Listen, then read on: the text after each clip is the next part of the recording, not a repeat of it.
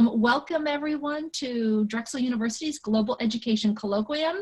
My name is Christy Kelly and I'm a faculty member here in Global and International Education. I'm very, very excited to be here today to introduce Dr. Nabil Al-Tikriti, who will be talking about his experiences working internationally and specifically on engaging with higher education in Azerbaijan. I also want to give a special shout out to Dr. Joyce Pittman, who has invited Dr. Al-Tikriti to be here today, and to the University of Pennsylvania, who is funding this event.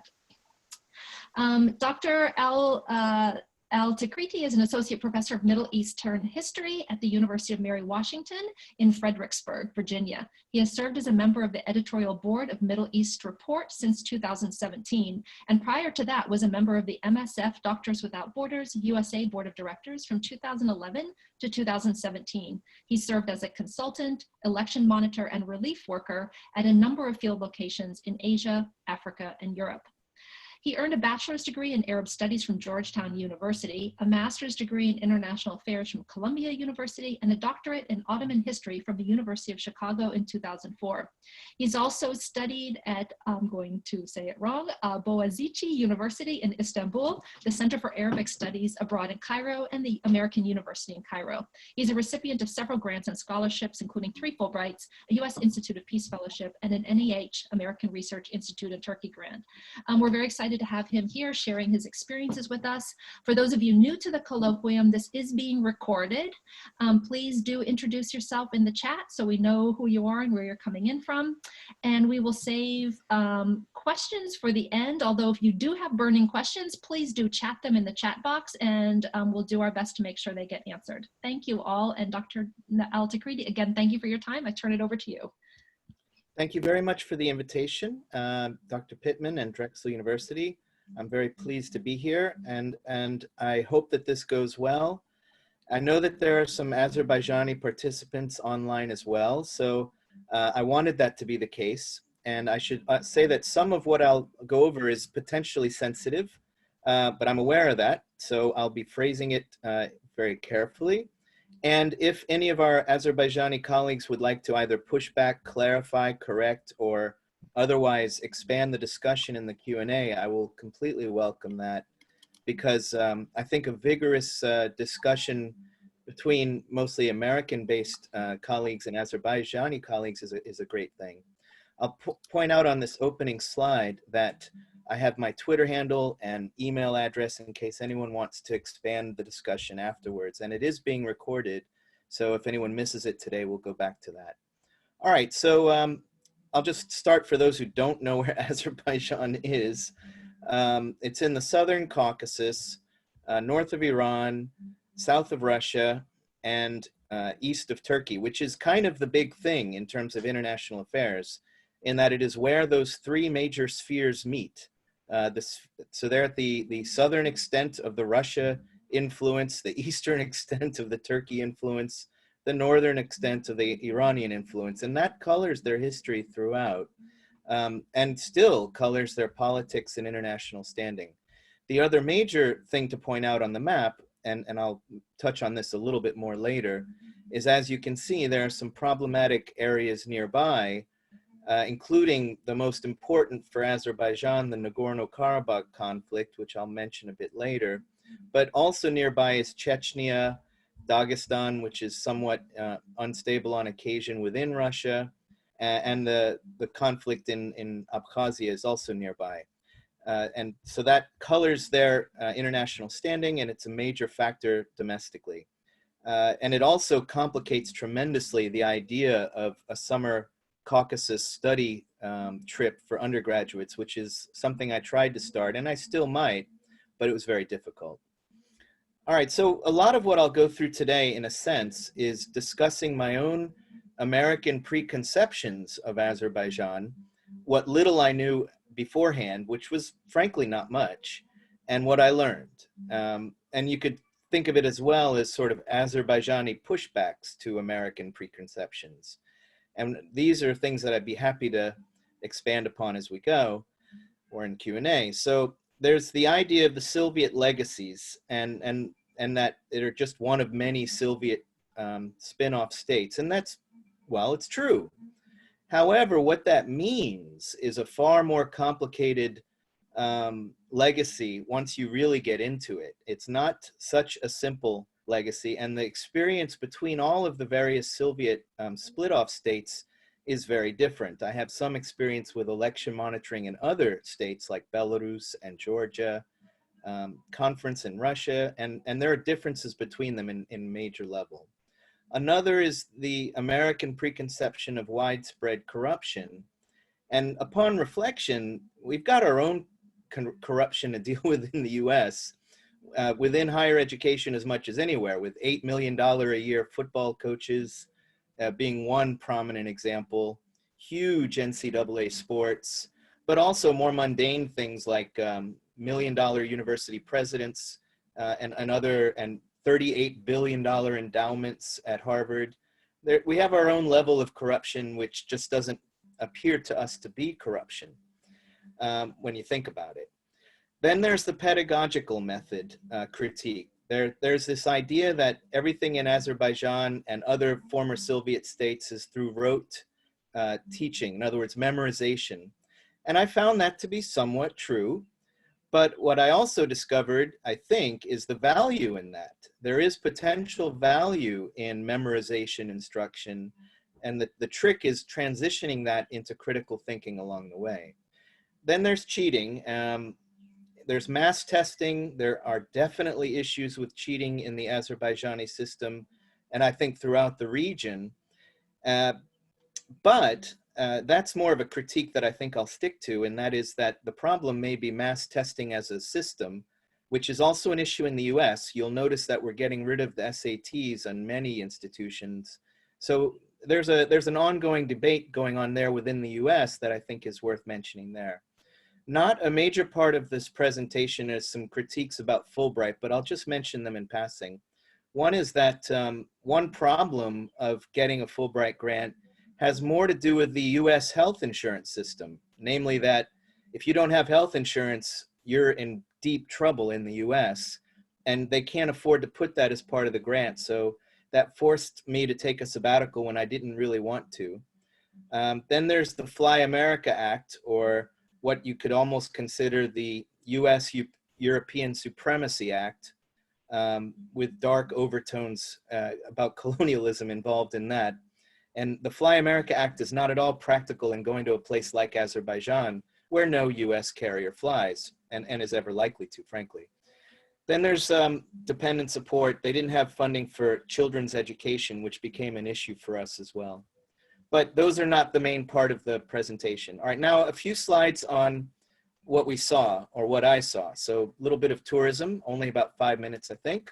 So there's the historical legacies throughout Azerbaijan. I only got a couple of random pictures there. I could have shown you 80 more if you wanted, but we're not going to do that today. One example is İçerişehir, which is the old city within Baku, which is a beautiful old Islamic city. And I don't mean that in the religious sense, but in the civilizational sense. It's part of Islamic civ, and it's beautiful in every way that you'd expect. You'll also notice in the background of the picture of the right is the flame towers, which in a sense has become kind of the modern identity of Azerbaijan. They're always lit up at night. They're half empty, and there's design flaws in one of them, but they are, in that sense as well, kind of representative of the new Azerbaijan in all its glory and in some of its problems.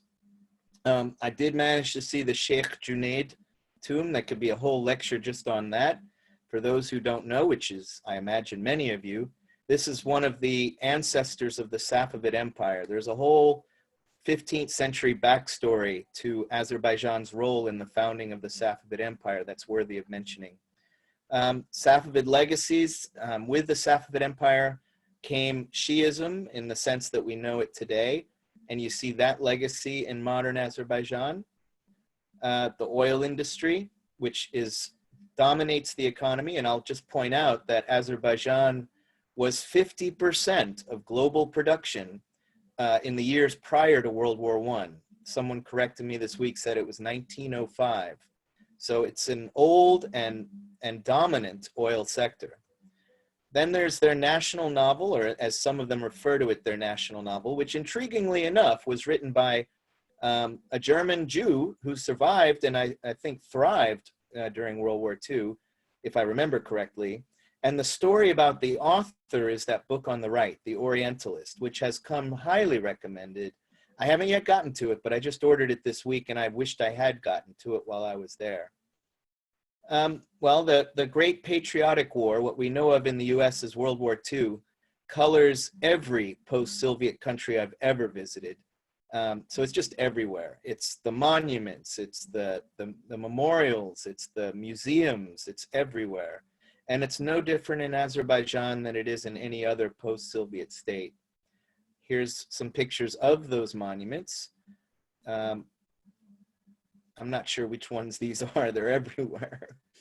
Then there's also the post-independence nationalist monuments, which I would expose students to if we did a trip over there. Then there's architectural legacies. That Haydar Aliyev Sarayı is effectively the opera house built in the 1980s. You'll notice the symbol to the right is the new Azerbaijani national symbol on buildings, but you can imagine what it replaces. The old hammer and sickle would have been prominently displayed there, as well as in many other buildings throughout the country. And then in the bottom, just a commentary on Soviet vehicles. They are incredible. These things can go anywhere. I've never seen more impressive, affordable, long-standing forms of transportation than Soviet vehicles, especially that one in the middle. That thing could take a 5-foot rut and get you up a steep incline in mud. Soviet art, there were some murals that managed to survive in downtown Baku. And that one on the right is an old Soviet art school that's still active. Then there's products. That thing of stacking cans to the left is apparently a Soviet thing I learned while I was there, and they're still doing it. That's condensed milk, which is a real treat there. Caviar in the middle, 2 more old vehicles, and ice cream. Street views. Well, that gives you an idea what Baku looks like. The one on the left is a massive, absolutely massive apartment building, which is actually the one we lived in, although on the other side with the view. That one on the right kind of shows you what a lot of the buildings look like. And I'll point out that a lot of them are new. There's a huge transformation that is ongoing in Baku with a lot of issues attached to it of demolishing old properties and replacing them with massive apartment buildings. It's an earthquake zone. So a lot of people point out that the older buildings are the safer buildings, and the newer ones are often Chinese built and not entirely trusted. Then there's the Potemkin Effect. There's this idea that if you put a wall up along a road and block what's behind the wall, then you're putting your best face forward. And it's a lot like interstate walls in the US. So just as they've decided to make Northern Virginia really ugly, there's a similar drive in Azerbaijan to put walls up everywhere. But on the right, you see an example of an old building with a new facade, but they forgot a little piece of it. And on the left at the top, you see the back end of what in the front end is a beautiful facade. The back end is an old Soviet apartment building. The front end is a glorious new stone facade. Then there's the Haydar Aliyev Center, which is the premier showcase building of the new Azerbaijan, built in 2012 by Zaha Hadid, the famous Iraqi architect based in London. That is a stunning building. The downside is they had to demolish about, I don't know, something like 2 or 3 square miles of houses to put it up, but that is an amazing building. All right, then there's the government campaigns. So the one on the right is an anti-speeding campaign, and they say how fast you're going will show how bad the accident will be. You can see that you go from a wheelchair to death, etc. The one on the top left is against youth marriage or early marriage, like child brides. The one on the bottom left is an anti-smoking campaign. These kinds of campaigns are everywhere, especially in the subways. Trekking. The northern part of Azerbaijan is simply stunning. I got into hiking while I was there, and there is no better trekking anywhere. Those are my girls enjoying the mud volcanoes, which is in southern, south of Baku. And they really had a wonderful day, as you can see. I had to show this image only because this was the most noticed photo of my entire year there, because people looked at it and they saw the beginnings of a new Netflix show. And I'll just leave it there for a moment and let your imagination run wild, because there's the blue Lada, which was a really sought after thing in the Soviet era. There's two Soviet or Russian tourists leaving in the back in disgust as the Lada gets stuck in the mud. The driver's walking off in the other direction. Daily life, it was an interesting place. There's a toy on the right. This bizarre, to me, bizarre kind of tradition of extreme cake sculptures in a bakery, and then fish hanging from the back of a car to be sold to anyone who wants a dead fish. Then there's the Nagorno-Karabagh conflict, and this drives everything politically in the region, and there's not much I want to say about it because it's difficult to say anything about it. I will say one thing only, that I have seen many conflicts in my day, Arab-Israeli, or more accurately, Israeli-Palestinian, Balkan, Turkish-Greek, Turkish-Kurdish, and this is by far, of all those conflicts I've seen, and I could add 3 or 4 more, the most conflicted. They really genuinely are nowhere near solving this. And part of that is because both of the relevant states would seem to prefer that it continue as a conflict in my perception. But it's really nasty, and they do not get along, Armenians and Azerbaijanis. It's not pretty. And that's about all I think I want to say about it. All right, now we'll move on to sort of the interactions with higher ed part. So we're done with the tourism, and I'll open by saying that there's an immense respect for teachers, and they call them Moallim, which is an Arabic word that is widely used in greetings and titles, and it is a very honored title there. Similar to what I saw in Turkey, whereby hoca is the word they use in Turkey, and it's honorific, it's respectful, in a way that I wish the US would bring back, because we marginalize teachers in the US and we attack professors for not knowing what they're doing. Whereas in Azerbaijan, that old respect for professors is very strong. What you see there is a sculpture of the founding president, Heydar Aliyev. You'll see his name a few times in the presentation. Considered within Azerbaijan as something of the national savior because of the Nagorno-Karabagh conflict, among other things. And what I believe that slogan says is, in my experience, I mean, I'm freely translating, there is no greater name to run across than, or no greater title that I can name other than Moallim, or teacher. So basically the national founder is singing the praises of presidents, of teachers. All right, most of my time was at Baku State University, or if you're reading the Turkish in that sign, Baku Devlet University. And it was a former Soviet public university is the way I describe it. I'll get to some more points on it in a moment. The mural to the right is a Soviet era sort of glorification of the sciences. It was very hard to get a picture of it because a tree was in front of it, but I got one. To the left is their main, well, one of their main buildings. That's where the history faculty was, and I interacted primarily with the history faculty. And then you can't really see it because of the day, but they're down here to the bottom left is their insignia. This is a painting that was commissioned in the mid-90s. So it's post-independence, which shows the Declaration of Independence for the short-lived Caucasus Republic or Azerbaijan Republic back in 1918 to 20, within those years. By the way, I should clarify that, but I didn't, so we'll just leave that for the moment. And in this painting, you'll see an Armenian priest to the bottom right, as well as other famous national founders. And studying just this painting will tell you a lot about modern Azerbaijani history and its interaction with the Baku State University, because Baku State University was founded in 1920. It was founded to sort of express this new Azerbaijan. And I'll point out that to the left is their, I believe, their original insignia, and it says Baku Devlet Darul Funun, which is the old Arabic term for university. And then I got a detail from the bottom of that painting at the bottom left. It is the oldest modern university in Azerbaijan. It's pre-Soviet, but it continued throughout the Soviet era.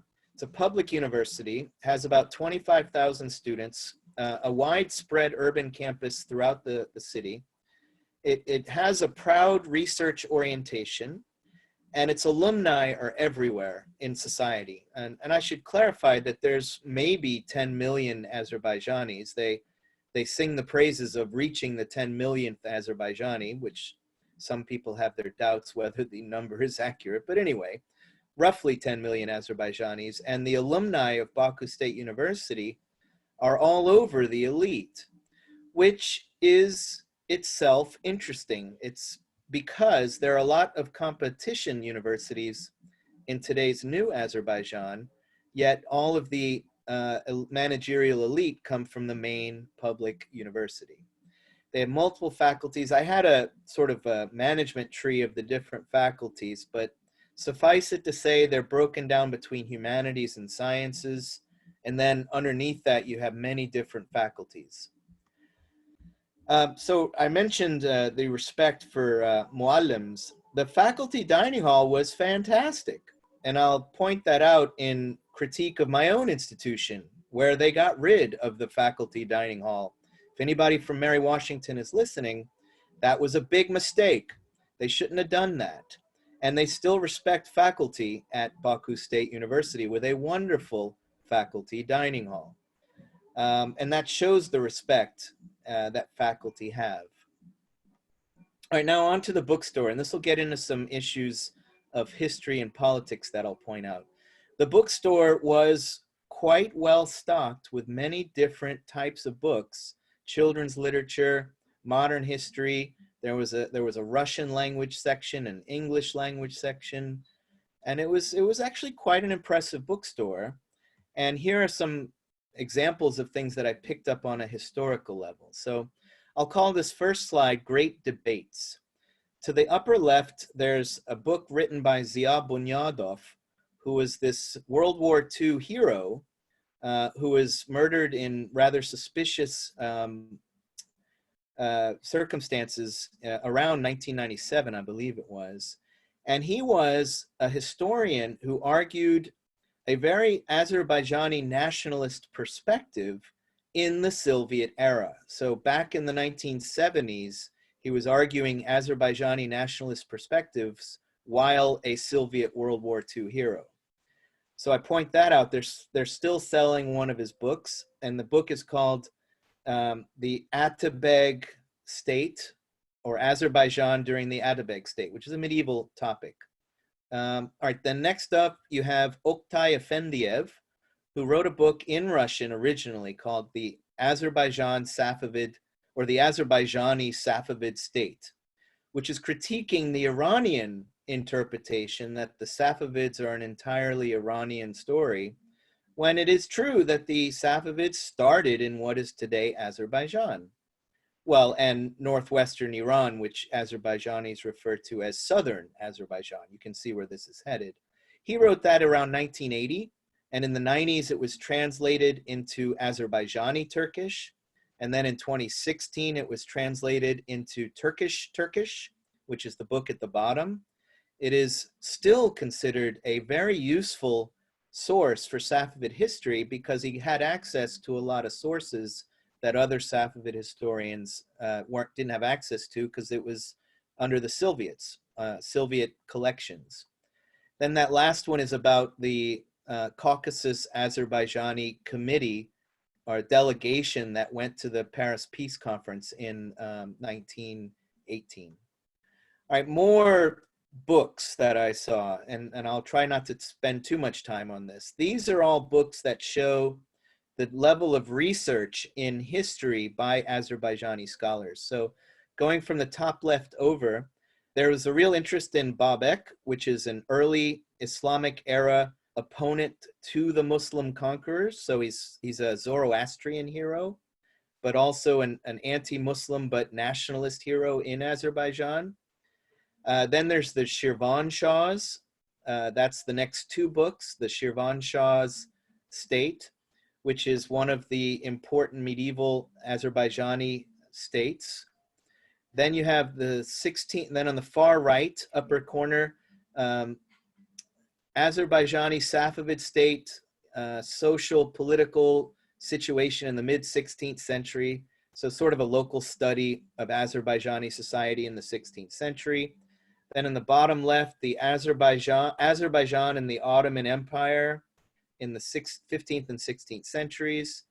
Then you have Nader Shah, who's a famous 18th century Iranian an Iranian general who had a short-lived dictatorship and was huge for some reason in the Caucasus. I should look into that more. He may have come from the region. Then the Nakhchivan Bektashis, which is a very detailed study on a Sufi order in Nakhchivan. And then that last one on the bottom right is Azerbaijani historians. Okay, so some more of these. Now these are all, and I won't get into the details, these are all very nationalist, sort of in-your-face historical works regarding Azerbaijani-Armenian conflicts. And they have titles like The Armenian Responsibility, or Lies, Lies, Lies, and More Lies. You can see the one on the bottom left, Armenian Acts of Cultural Terrorism. I mean, this is highly politicized, highly conflicted nationalist historiography that you'll also see at that bookstore. Then there's just textbooks, and I'll just show this briefly, moving on. The Soviet historical legacy in Azerbaijani textbooks is quite strong. So that means that books are often written with an eye towards a nationalist interpretation colored by class analysis.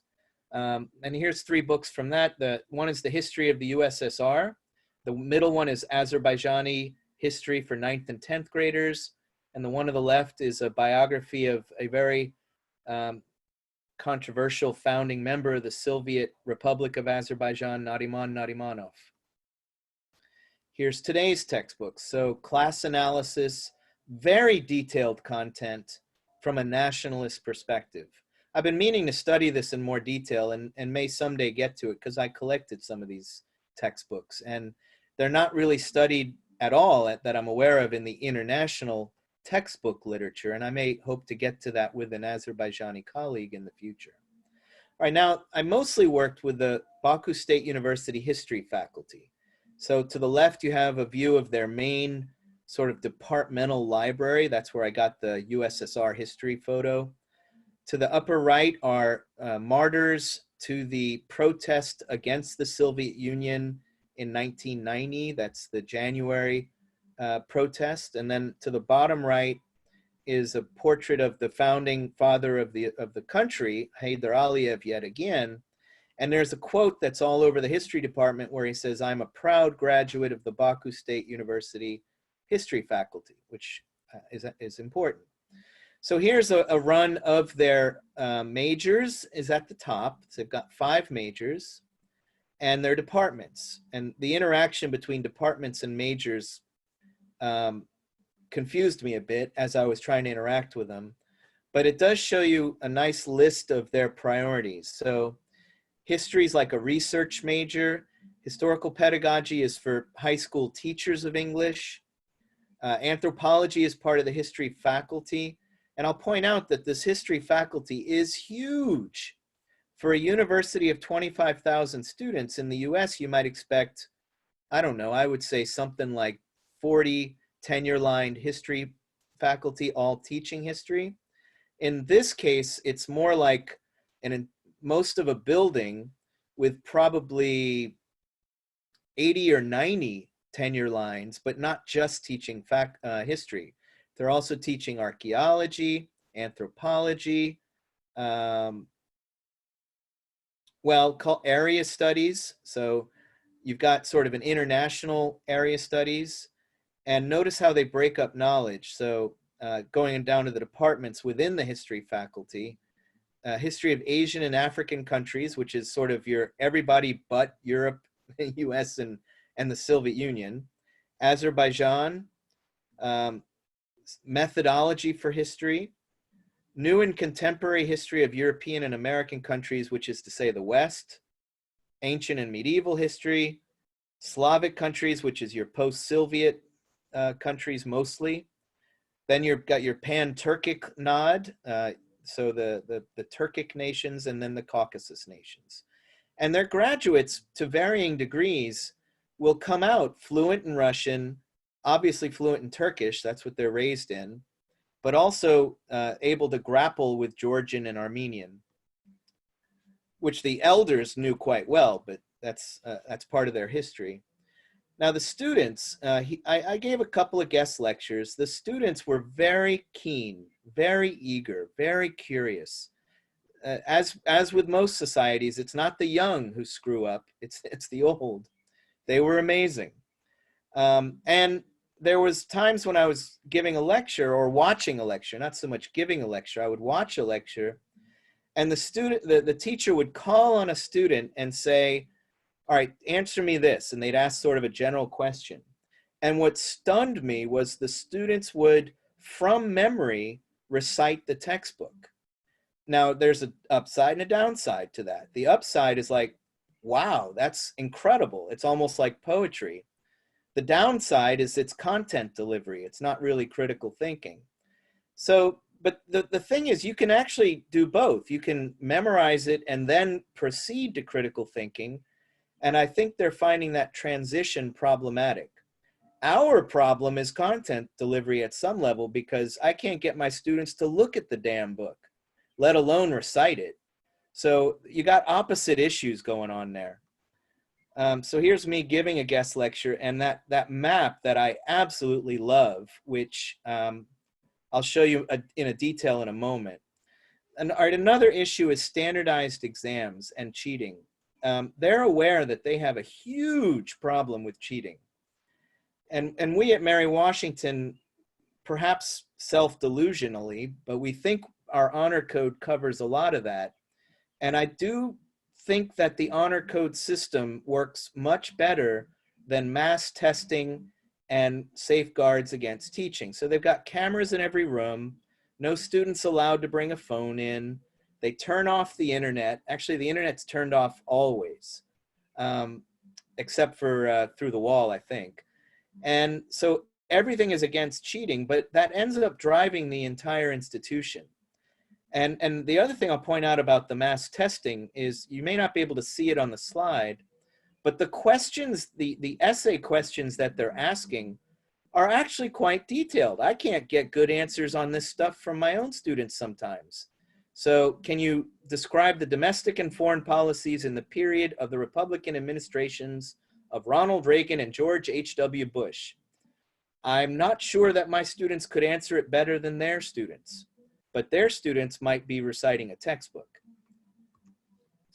I did a graduate student workshop that didn't last as long as I would have liked it to at Baku State. So these are young faculty and graduate students, and they were also excellent. What I tried to do is share with them how I teach in Virginia, how I teach research methodology, so that they could try to teach research methodology in their classes. And the problem was, they were capable of it. They were excellent colleagues. They really wanted to do it, but the whole system of undergraduate education really didn't encourage that.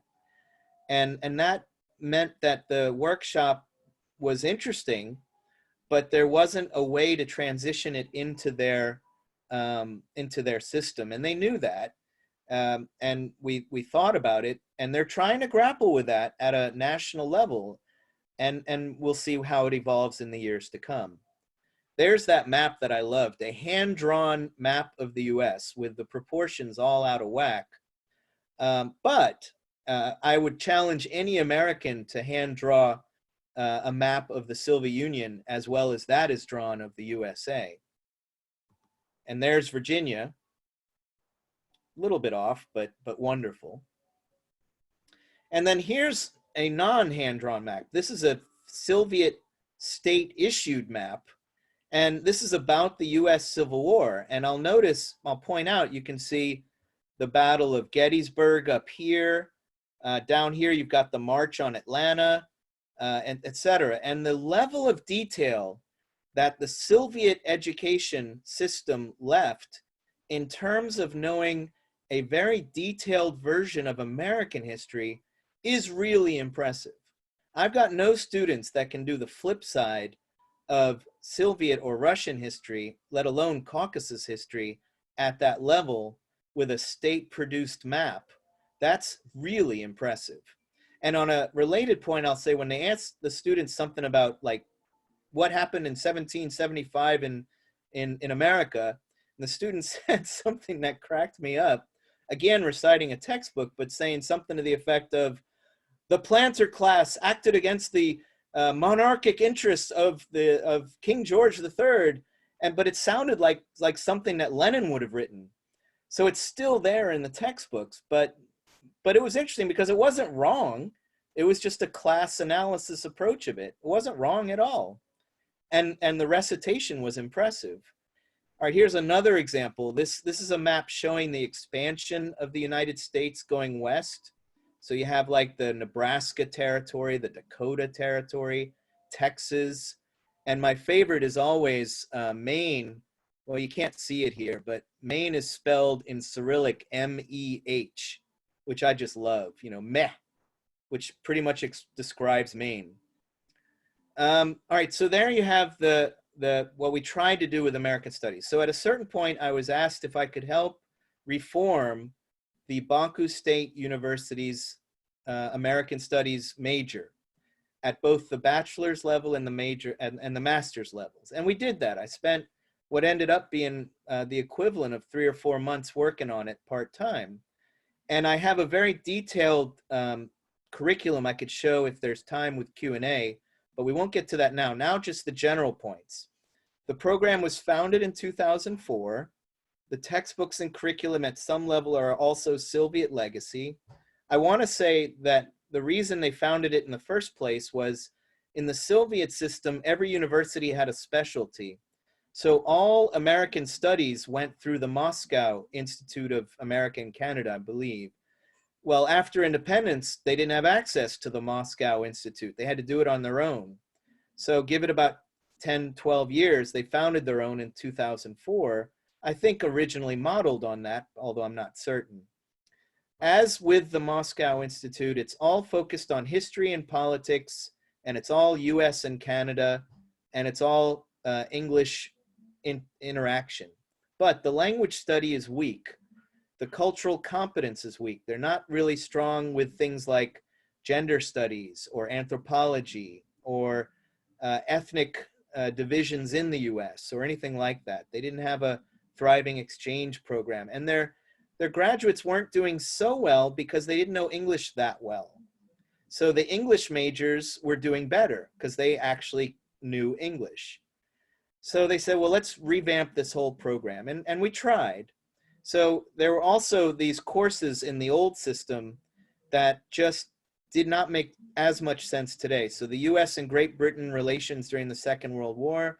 So in effect, they were studying the Allies, but not the Soviets. And then there's things that are, I guess you would call general education courses in the US. So ancient Turkish writing monuments, Dede Korkut as a book of historical sources. The one I loved the most was the personality of Haydar Aliyev in Azerbaijani history, which I could see how that could be a general education course, but it didn't really fit an American studies curriculum. By the way, the reaction of my main interlocutor, who was absolutely fantastic. So a shout out to the dean of the history faculty. When pointed out that this wasn't really an international course for American studies, he said, yes, but this is an Azerbaijani American studies curriculum. And I had to say that was a brilliant response. So here's some of the things we tried to introduce. International standards curriculum, which is to say get rid of some of those courses, a research focus, add Latin America. So we added Latin America to it. Strengthen the cultural competence by having courses beyond politics and history. Study courses in English starting in year 3. So after intensive English courses. Try to achieve English fluency for professional purposes, but also proficiency in either Spanish or French. Vigorous exchange program, and international recruiting. The ambition was to make this rather quiet program the best in Eurasia, competing with Tbilisi, Yerevan, Moscow, and modeled on the standards internationally in South Korea and AUB, the American University in Beirut. And that was the ambition, but for internal reasons, it didn't really come to fruition that I'm aware of. I mean, it's an ongoing story. And we'll see if it goes further. And I'll also say that they really wanted to, but I just don't know if it'll work. And here a shout out to my American Studies colleague at Mary Washington, Kristen Moon, who actually helped me design a lot of this through correspondence. Then a lot of my research was at the Fuzuli Institute of Manuscripts, so I was also there to do history research. And what I discovered was that the holdings in Azerbaijan were not very wonderful for what I do, which is 16th century Ottoman history. I was hoping to find like the secret bullet, if you will, for the early Safavids and 15th century history. And what I discovered was that there seems to have been 3 waves of manuscript removal. Wave 1 being 15th century with the rise of the Safavids, wave 2 being 19th century with the arrival of the Russians, wave 3 being the Soviet era. And between these 3 waves, there wasn't much that was useful for the 15th century, for me. Then there was the Baku State University Rare Books Collection, which had some interesting holdings. And I don't want to get into too much detail there because it's not an open collection, frankly. Then there's the Oriental Studies Library. Now, this library within Baku State could use some love.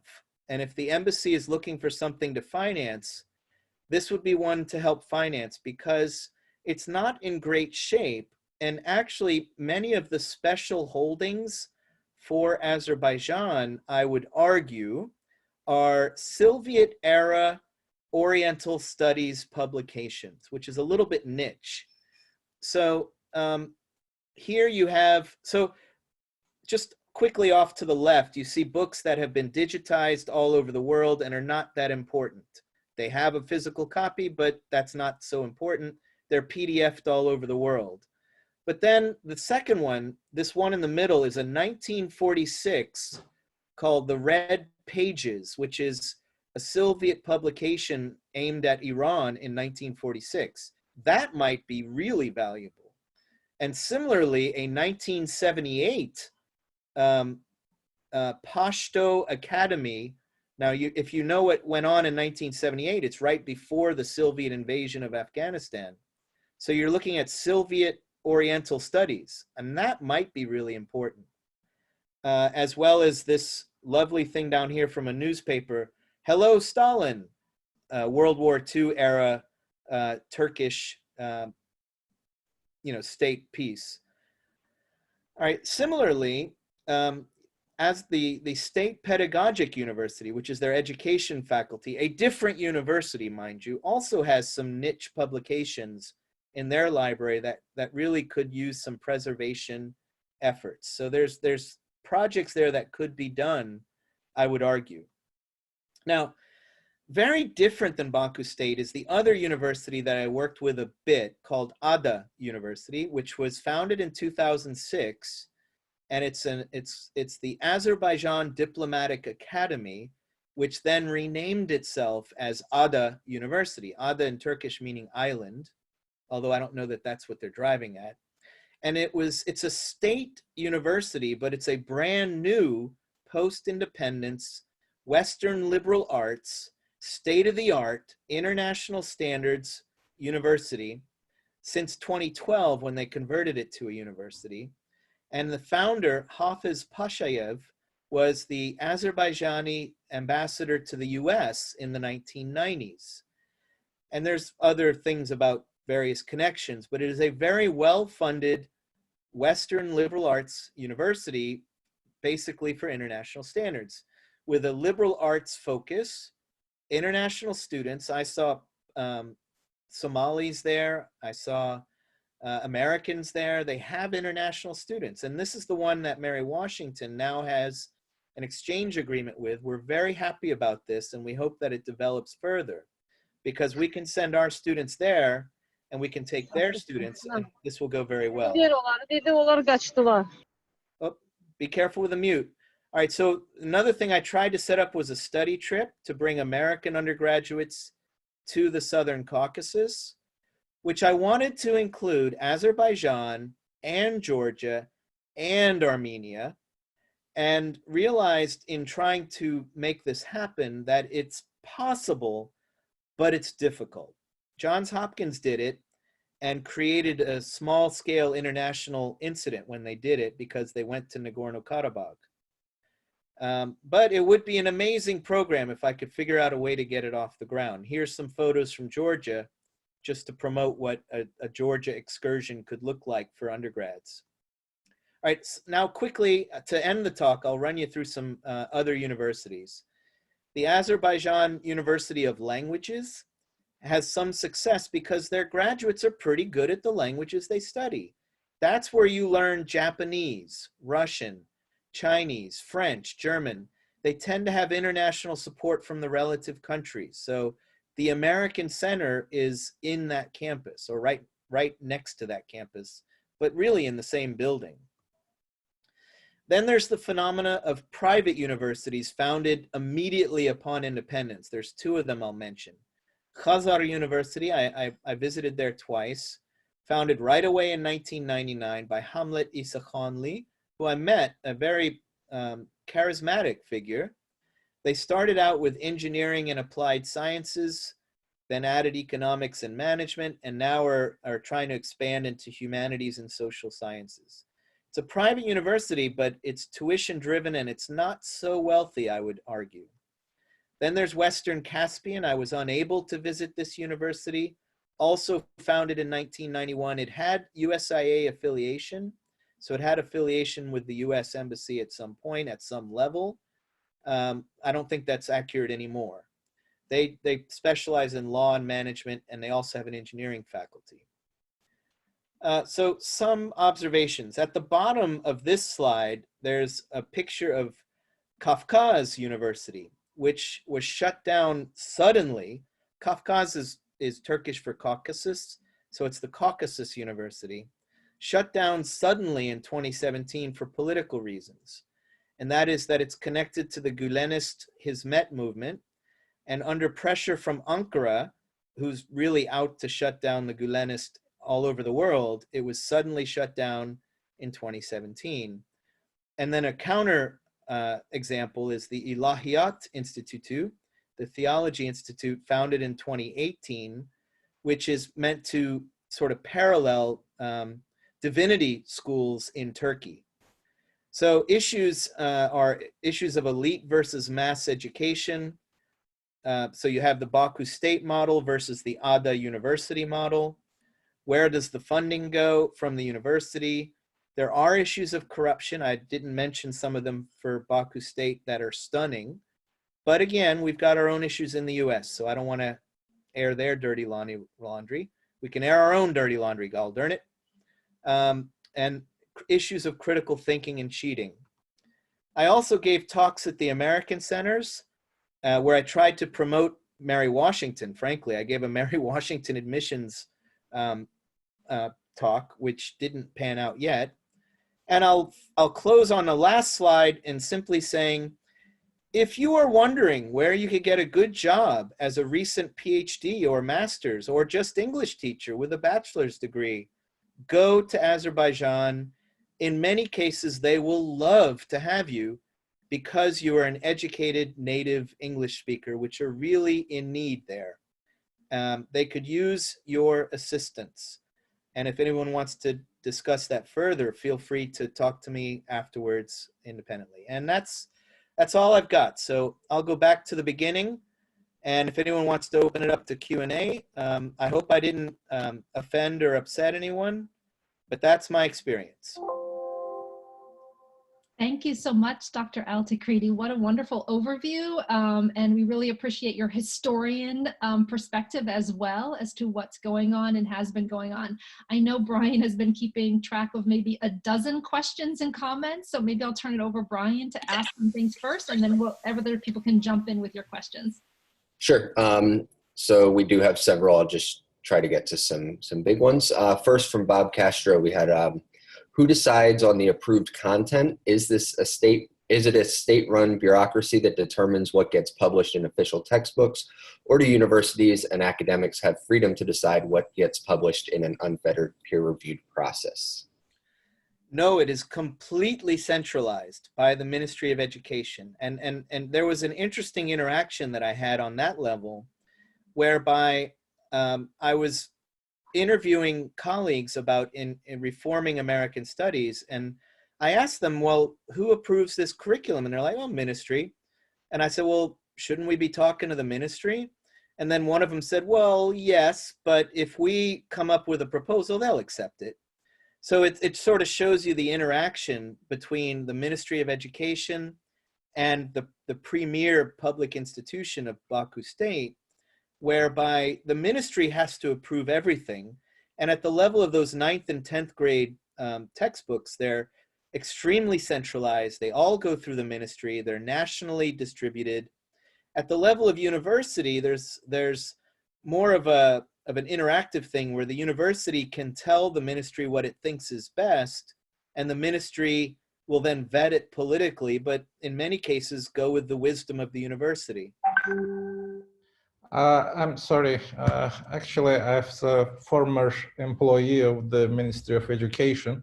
For 5 years, of Azerbaijan, I can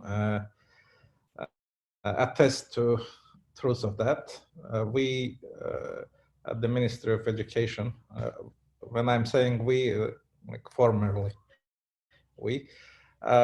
it's processes that universities themselves, actually there is a panel for each subject. They prepare and they propose the curricula to the ministry, and they mostly rubber stamp it in like 99% of cases. Yep. Thank you. Thank you. That's Ilham Humbatov, by the way. Thank you, Ilham. Welcome. So one of the questions from Dr. Pittman, I'll go to now, is how does the city connect its history and architecture to the university, both socially and academically? Well, in terms of the old city, not in a great extent, as far as I could tell. The old city is primarily used for tourism now, with some neighborhoods not being very wealthy, but others being converted to hotels.